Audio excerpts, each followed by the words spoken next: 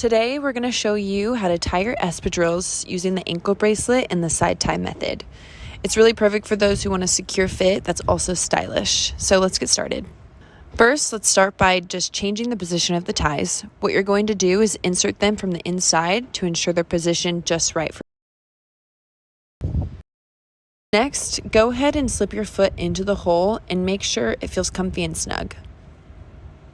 Now adjust the ribbon around your ankle, and here's a little tip. Just make sure that the ribbon is slightly longer on the inside. This is going to help with the tying process and ensure a balanced look. Now cross the ribbon in front of your ankle, then bring it around to the back and cross it again. This crisscross pattern not only looks elegant, but it also keeps your espadrille secure. Finally, it's time to tie the bow. Position the bow on the outside of your ankle for a cute and chic finish.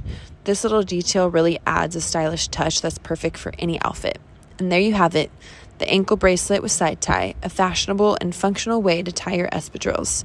Now you're ready to step out in style. Thanks for watching, and until next time, stay fabulous.